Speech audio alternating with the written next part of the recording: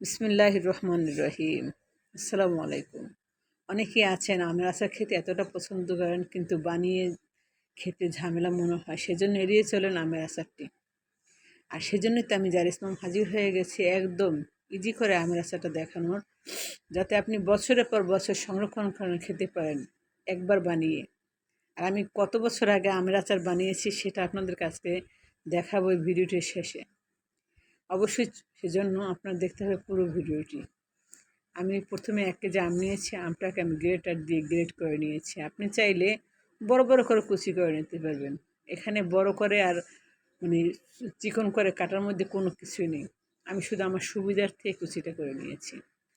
তারপর আমি দিয়ে দিয়েছি সরিষা বাটা, রসুন বাটা পরিমাণ মতো।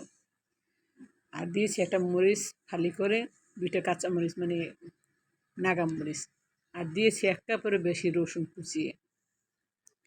আমি যখন পেস্টটা করেছি তখন তার ভিতর দিয়ে দিছি 1 কাপ সরিষা আর 1 কাপের বেশি দিয়েছি রসুন। কারণ আমি অনেকগুলো আচার করব, তো সেজন্য আমি একটু বাড়িয়ে পেস্টটা করেছি। আপনি চাইলে কমিয়েও করতে পারেন। আর আমি আপনাদেরকে ভিডিও শুরুতে বলেছি না যে আমি আপনাদেরকে বলবো কত বছর আগে আমি আচারটা বানিয়েছি। এই আচারটি বানিয়েছি আমি প্রায় 13 বছর আগে।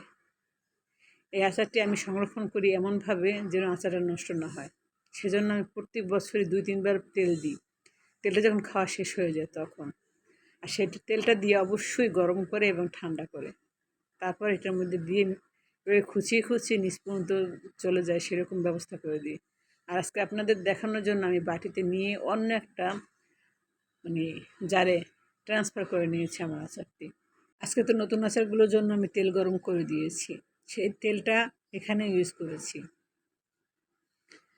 আর আপনাদেরকে আমি শেয়ার করলাম এজন্য এই আচারটি আপনারা বানিয়ে বছরের পর বছর সংরক্ষণ করে খেতে পারবেন। আর পুরান আচার খেতে আলহামদুলিল্লাহ অনেকটা ভালো।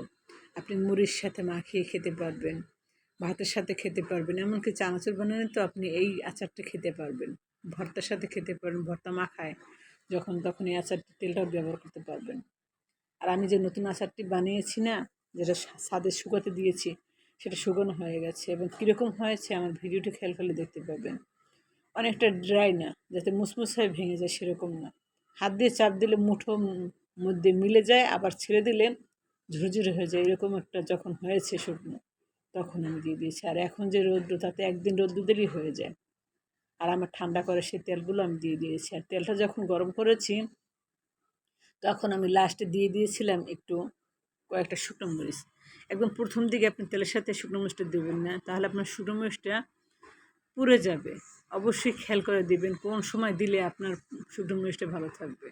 আর আমার এই ভিডিওটি দেখে যদি কারো কাছে ভালো লাগে তাহলে অবশ্যই শেয়ার করুন, সাপোর্ট করুন আমাকে, ফলো এবং সাবস্ক্রাইব করেন, লাইক দিন আমার ভিডিওতে, তাহলেই পেয়ে যাবেন সবার আগে আমার ভিডিওগুলো আপনি। আর এই সহজ সহজ রেসিপিগুলো অবশ্যই ট্রাই করবেন একবার হলো। আপুরা ভাইয়েরা অনেকে আছেন আমাকে ভালোবেসে স্টিকার কমেন্ট করেন। প্লিজ স্টিকার কমেন্ট করা থেকে বিরত থাকুন। যেটুকু পারেন লিখে আমাকে কমেন্ট করুন। স্টিকার কমেন্টে পেজের জন্য ক্ষতিকর, এজন্যই এটা বলা। প্লিজ ভুল বুঝবেন না।